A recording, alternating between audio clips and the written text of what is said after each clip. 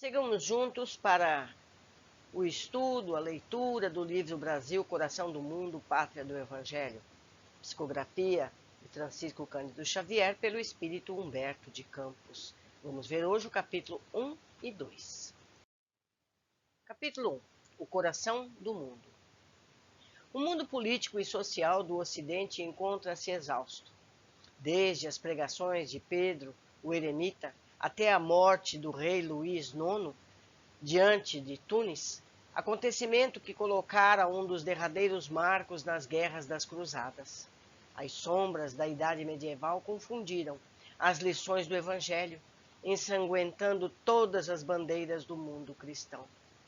Foi após essa época, no último quartel do século XIV, que o Senhor desejou realizar uma de suas visitas periódicas à Terra, a fim de observar os progressos de sua doutrina e de seus exemplos no coração dos homens. Anjos e tronos lhe formavam a corte maravilhosa. Dos céus à terra foi colocado outros símbolos na escada infinita de Jacó, formado de flores e de estrelas cariciosas, por onde o Cordeiro de Deus transpôs as imensas distâncias, clarificando os caminhos cheios de treva. Mas, se Jesus vinha do coração luminoso das esferas superiores, trazendo nos olhos misericordiosos a visão dos seus impérios resplandecentes e na alma profunda o ritmo harmonioso dos astros, o planeta terreno lhe apresentava ainda aquelas mesmas veredas escuras, cheias de lama da impenitência e do orgulho das criaturas humanas, e repletas dos espinhos da ingratidão e do egoísmo. Embalde, seus olhos compassivos procuraram o ninho doce do seu evangelho, em vão procurou o Senhor os remanescentes da obra de um de seus últimos enviados à face do orbe terrestre. No coração da Úmbria haviam cessado os cânticos de amor e de fraternidade cristã. De Francisco de Assis só haviam ficado as tradições de carinho e de bondade. Os pecados do mundo, como novos lobos de Gúbio, haviam descido outra vez das selvas misteriosas das iniquidades humanas, roubando às criaturas a paz e aniquilando-lhes a vida. Eliu, disse a voz suave e meiga do mestre a um dos seus mensageiros, encarregado dos problemas sociológicos da terra. Meu coração se enche de profunda amargura, vendo a incompreensão dos homens no que se refere às lições do meu evangelho. Por toda parte é luta fratricida, como polvo de infinitos tentáculos a destruir todas as esperanças. Recomendei-lhes que se amassem como irmãos, e os vejo em movimentos impetuosos, aniquilando-se uns aos outros como caíns desvairados. Todavia, replicou o emissário solícito, como se desejasse desfazer a impressão dolorosa e amarga do mestre, em esses movimentos, Senhor, intensificaram as relações dos povos da terra, aproximando o Oriente e o Ocidente para aprenderem a lição de solidariedade nessas experiências penosas.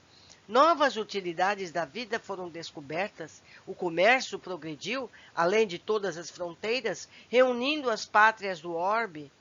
Sobretudo, devemos considerar que os príncipes cristãos, empreendendo as iniciativas daquela natureza, guardavam a nobre intenção de velar pela paisagem deliciosa dos lugares santos. Mas, retornou tristemente a voz compassiva do Cordeiro, qual o lugar da terra que não é santo?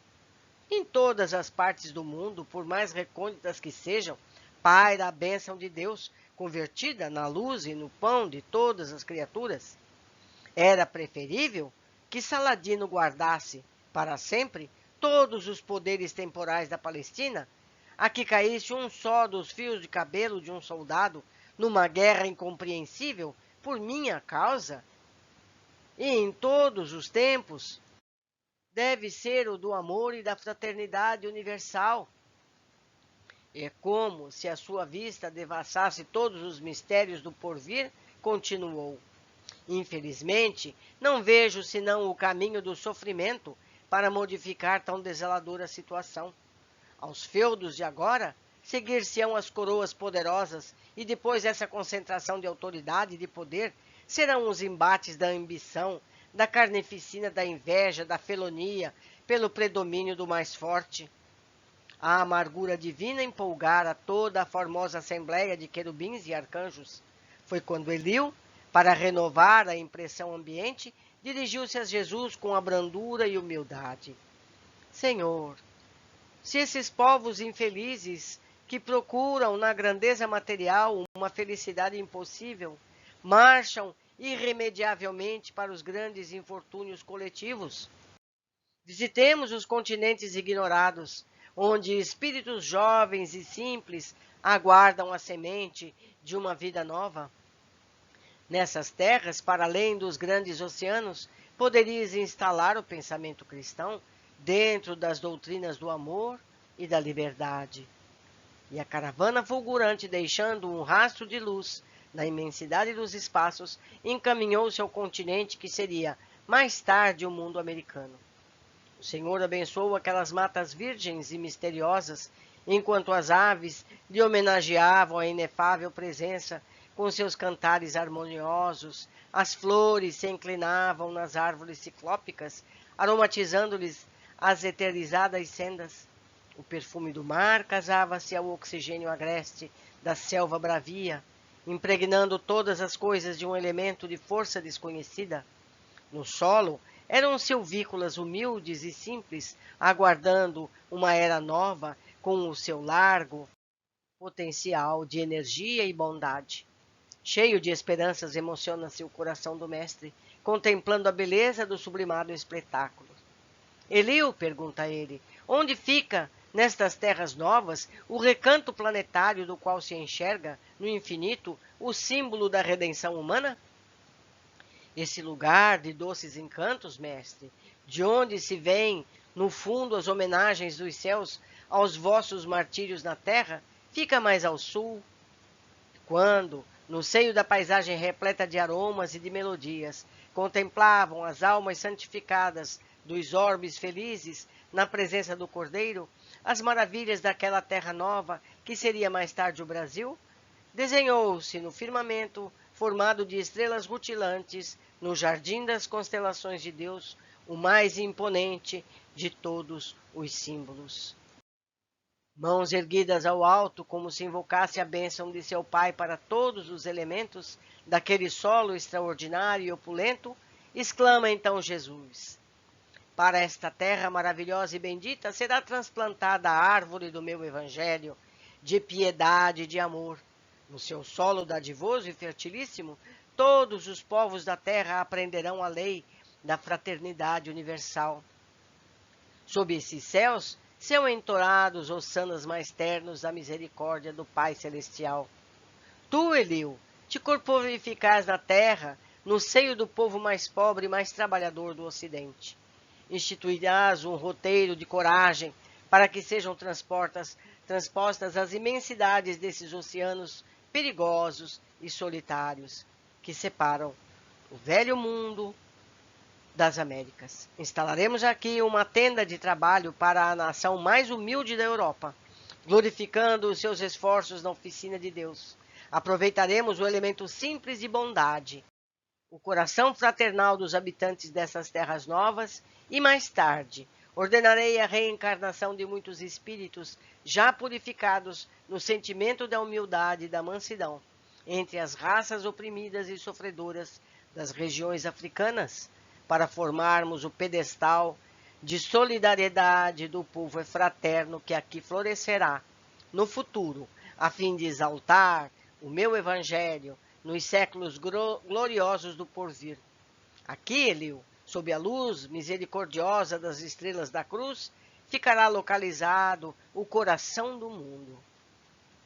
Consoante a vontade piedosa do Senhor, todas as suas ordens foram cumpridas integralmente. Daí a alguns anos, o seu mensageiro se estabelecia na terra, em 1394, como filho de D. João I e de Dona Felipa de Lencastre. E foi o heróico infante de Sagres que que operou a renovação das energias portuguesas, expandindo as suas possibilidades realizadoras para além dos mares. O elemento indígena foi chamado a colaborar na edificação da pátria nova. Almas bem-aventuradas pelas suas renúncias se corporificaram nas costas da África, flagelada e oprimida, e juntas a outros espíritos em prova, formaram a falange abnegada que veio escrever na terra de Santa Cruz. Não é à toa que ela tem esse nome, não é? Com os seus sacrifícios e com os seus sofrimentos, um dos mais belos poemas da raça negra em favor da humanidade. Foi por isso que o Brasil, onde confraternizam hoje todos os povos da terra, e onde será modelada a obra imortal do Evangelho do Cristo, muito antes do Tratado de Tordesilhas, que fincou as balizas das possessões espanholas, trazia já em seus contornos a forma geográfica do coração do mundo. Aqui vem uma nota da editora. O autor preferiu a forma árabe Eliu, em vez da Iléu, forma hebraica geralmente usada. Capítulo 2. A Pátria do Evangelho. D. Henrique de Sagres abandonou as suas atividades na terra em 1460. Estava realizado, em linhas gerais, o seu grande destino. Da sua casa modesta em Vila Nova do Infante, onde se encontra ainda hoje uma placa comemorativa como perene homenagem ao grande navegador, desenvolvera ele, no mundo inteiro, um sentimento novo de amor ao desconhecido. Desde a expedição de Ceuta, o infante deixou transparecer em vários documentos que se perderam nos arquivos da Casa de Avis, que tinha a certeza da existência das terras maravilhosas, cuja beleza haviam contemplado os seus olhos espirituais no passado longínquo. Toda a sua existência de abnegação e ascetismo constituía uma série de relâmpagos luminosos do submundo das suas recordações, a prova de que os seus estudos particulares falavam da terra desconhecida é que o mapa de André Bianco, datado de 1448, mencionava uma região fronteira à África. Para os navegadores portugueses, portanto, a existência da grande ilha austral já não era assunto ignorado. Novamente no além, o antigo mensageiro do mestre não descansou, chamando a colaborar com ele numerosas falanges de trabalhadores devotados à causa do Evangelho do Senhor, procura influenciar sobre o curto reinado de Dom Duarte, estendendo com os seus cooperadores essa mesma atuação ao tempo de Dom Afonso V, em lograr uma ação decisiva a favor das empresas esperadas. Aproveitando o sonho geral dos tesouros das Índias, a personalidade do infante se desdobra, com o objetivo de descortinar o continente novo ao mundo político do Ocidente, enquanto a sua atuação encontra fraco eco junto às administrações de sua terra, o povo de Castela começa a preocupar-se seriamente com as ideias novas, lançando-se à disputa das riquezas entrevistas. Eleva-se então ao poder D. João II, cujo reinado se caracterizou pela providência e pela energia realizadora. Junto do seu coração, o emissário invisível encontra grandes aspirações, irmãs das suas. O príncipe perfeito torna-se o dócil instrumento do mensageiro abnegado. A mesma sede de além se devora o pensamento. Expedições diversas se organizam. O castelo de São Jorge é fundado por Diogo de Azambuja, na costa da Mina. Diogo Cão descobre toda a costa de Angola, por toda parte, sob o olhar protetor do grande rei, aventuram-se os expedicionários. Mas o espírito, em todos os planos e circunstâncias da vida, tem de sustentar as maiores lutas pela sua purificação suprema. Entidades atrasadas na sua carreira evolutiva se unem contra as realizações do príncipe ilustre. Depois do desastre no campo de Santarém, no qual o filho perde a vida em condições trágicas, surgem outras complicações entre a sua direção justiceira e os nobres da época. E D. João II morre envenenado em Alvor no ano de 1495. Todavia, os planos da escola de Sagres estavam consolidados. Com a ascensão de Dom Manuel I ao poder, nada mais se fez para atingir o fim de uma longa e laboriosa preparação. Em 1498, Vasco da Gama descobre o caminho marítimo das Índias e um pouco mais tarde, Gaspar de Corte Real descobre o Canadá. Todos os navegadores saem de Lisboa com instruções secretas quanto à terra desconhecida que se localizava fronteira, ou seja, em frente à África, e que já havia sido objeto de protesto de D. João II contra a bula de Alexandre VI, que pretendia impor-lhe restrições ao longo do Atlântico, por sugestão dos reis católicos da Espanha. No dia 7 de março de 1500, preparada a grande expedição de Cabral ao novo roteiro das Índias, todos os elementos da expedição, encabeçados pelo capitão Mor, visitaram o Paço de Alcaçova. E, na véspera do dia 9, dia este em que se fizeram ao mar, imploraram os navegadores a bênção de Deus. Na ermida do Restelo, pouso de meditação que a fé sincera de D. Henrique havia edificado. O Tejo estava coberto de embarcações engalanadas, e entre manifestações de alegria e de esperança, exaltava-se o pendão glorioso das quinas. No Oceano Largo, o capitão Morto considera a possibilidade de levar a sua bandeira à terra desconhecida do hemisfério sul. O seu desejo cria a necessária ambientação ao grande plano do mundo invisível. Henrique de Sagres aproveita essa maravilhosa possibilidade. Suas falanges de navegadores do infinito se desdobram nas caravelas embandeiradas e alegres. Aproveitam-se de todos os ascendentes mediúnicos. As noites de Cabral são povoadas de sonhos sobrenaturais e, insensivelmente, as caravelas inquietas cedem ao impulso de uma orientação imperceptível. O caminho das Índias são abandonados e em todos os corações há uma angustiosa expectativa. O pavor do desconhecido empolga a alma daqueles homens rudes que se viam perdidos entre o céu e o mar, nas imensidades do infinito. Mas a assistência espiritual do mensageiro invisível, que de fato era ali o divino expedicionário, derrama um claror de esperança em todos os ânimos. As primeiras mensagens da terra próxima recebem-nas com alegria indizível. As ondas se mostram agora a miúde, qual concha caprichosa de folhas e flores e perfumes. Avistam-se os píncaros elegantes da plaga do cruzeiro, e em breves horas Cabral e sua gente se reconfortam na praia extensa e acolhedora. Os naturais os recebem como irmãos muito amados. A palavra religiosa de Henrique Soares de Coimbra, eles a ouvem com veneração e humildade. Colocam suas habitações rústicas e primitiva à disposição do estrangeiro, e reza a crônica de Caminha que Diogo Dias dançou com eles nas areias de Porto Seguro, celebrando na praia o primeiro banquete de fraternidade na terra de Vera Cruz. A bandeira das quinas desfralda-se então gloriosamente nas plagas da terra abençoada, para onde transplantara Jesus a árvore do seu amor e da sua piedade. E no céu celebra-se o acontecimento com grande júbilo. Assembleias espirituais sobre as vistas amorosas do Senhor abençoam as praias extensas e claras e as florestas cerradas e bravias. Há um contentamento intraduzível em todos os corações, como se um pombo simbólico trouxesse as novidades de um mundo mais firme após novo dilúvio. Henrique de Sagres, o antigo mensageiro do Divino Mestre, rejubila-se com as bênçãos recebidas do céu. Mas de alma alarmada pelas emoções mais carinhosas e mais doces, confia ao Senhor as suas vacilações e os seus receios.